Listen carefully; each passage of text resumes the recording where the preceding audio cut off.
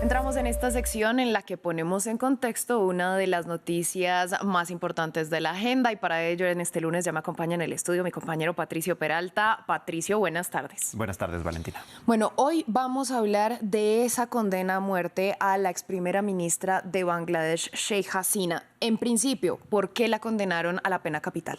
Bueno, la ex primera ministra de Bangladesh recibió esta condena por la represión contra las manifestaciones de agosto del año pasado que provocó justamente la salida del país y el fin de su mandato. Antes ya había recibido una sentencia de cadena perpetua por otro de los hechos dentro de este mismo expediente, pero este lunes el Tribunal Penal Internacional, creado originalmente por la propia Hasina en 2010 para investigar los crímenes de lesa humanidad cometidos durante la guerra de 1971, dispuso una sola condena: la pena de muerte por estos 3 delitos: incitación, ordenar asesinatos y no prevenir atrocidades durante las protestas. Hubo euforia en los exteriores del tribunal. Muchos pedían la pena máxima. Un informe de las Naciones Unidas estimó que hasta 1.400 personas murieron y miles resultaron heridas, la mayoría por disparos de las fuerzas de seguridad durante estas protestas de julio y agosto de 2024. Y algunos contaron sus casos.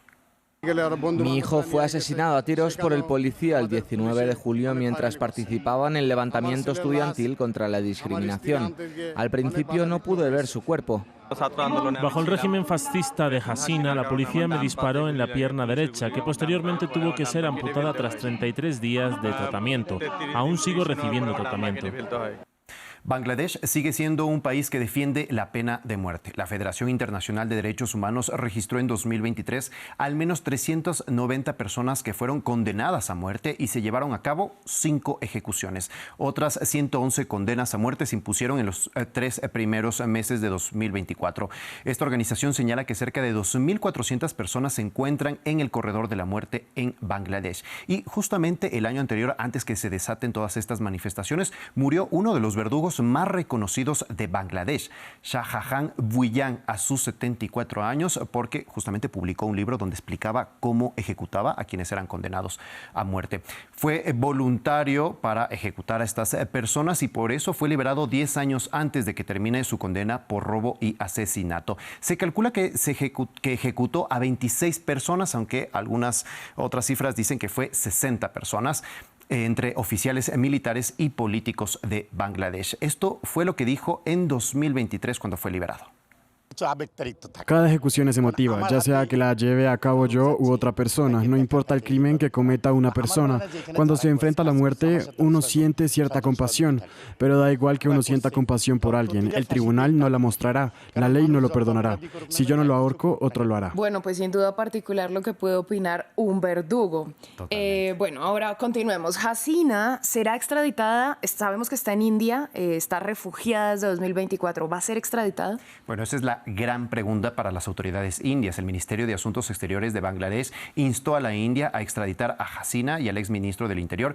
Ambos fueron juzgados en ausencia. India dijo haber tomado nota del veredicto de este lunes y que colaboraría de forma constructiva, pero no ofreció más detalles si realmente hará o no lo hará y cuándo lo hará. Un caso que ha puesto justamente en tensión las relaciones diplomáticas de ambos países. India está obligado a hacerlo en virtud de un tratado de extradición firmado en 2013, pero puede negarse, alegando que es un caso de naturaleza política. Ahora, el pedido de justicia se extiende más allá de las manifestaciones de 2024. Son exigencias por violaciones a los derechos humanos durante el gobierno de Hasina.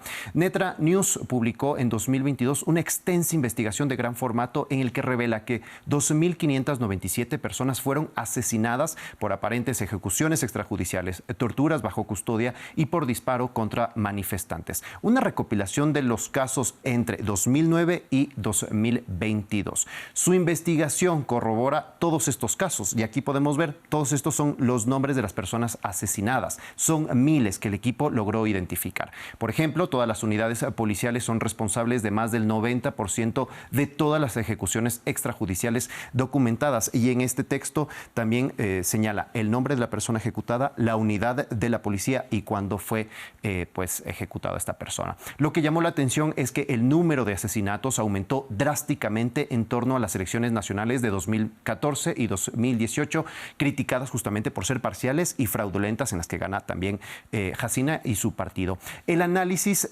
por zonas, por ejemplo, revela Otras cosas, una incidencia desproporcionada en distritos electorales conocidos como bastiones de la oposición. Por ejemplo, en 2013, 179 de estos casos, es decir, el 65% del total, estaban vinculados a la oposición política. Patricio, ¿cuál fue la respuesta de la ex primera ministra a este caso?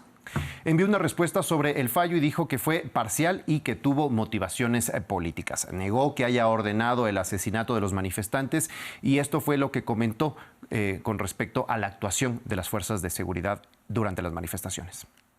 Al tomar las medidas necesarias para intentar contener el desorden, los líderes políticos de Bangladesh actuaron de buena fe y trataron de minimizar la pérdida de vidas.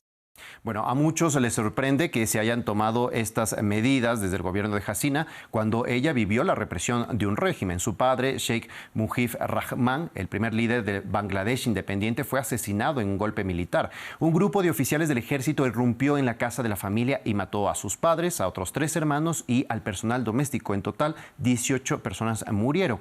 Ella en ese momento se encontraba fuera del país, en Alemania. Cuando regresó, la mantuvieron en arresto domiciliario intermitentemente durante toda la década de 1980. Para 1996 tomó esto como una bandera justamente para impulsar su carrera también y se convirtió en primera ministra. Y luego regresó en 2008 para ocupar el cargo que pues le duró hasta 2024, perdón. Lejos de una estabilidad política hay incertidumbre, sobre todo sobre el futuro de Bangladesh en general. Así es, hay elecciones previstas para 2026 y tendrá lugar el mismo día que el referéndum sobre la recién acordada Carta de Julio, firmada en octubre por 17 de los 25 partidos más importantes de Bangladesh en un evento liderado por el gobierno interino del Premio Nobel de la Paz, Muhammad Yunus, aunque también hay críticas porque se dejó a un lado y se lo calificó de ilegal al partido de Hasina. Es un consenso que abre la puerta a reformas constitucionales para modificar la Carta Magna de 1972. Se propone, por ejemplo, que la persona que sea primer ministro o primera ministra no sea también líder del partido principal. Además, que el mandato del primer ministro se limite únicamente a 10 años. En las reformas legislativas, por ejemplo, se creará un parlamento bicameral que actualmente es unicameral. Y en lo judicial, por ejemplo, los poderes de emergencia se busca que sea aprobado por el gabinete y no se dé paso únicamente con la firma del primer ministro. Sin embargo, varias organizaciones advirtieron que si bien algunas prácticas autoritarias han terminado, el gobierno interino ha adoptado tácticas similares, como detenciones arbitrarias, arrestos masivos y enjuiciamientos por motivos políticos, dirigidos en este caso contra simpatizantes del movimiento de Hasina.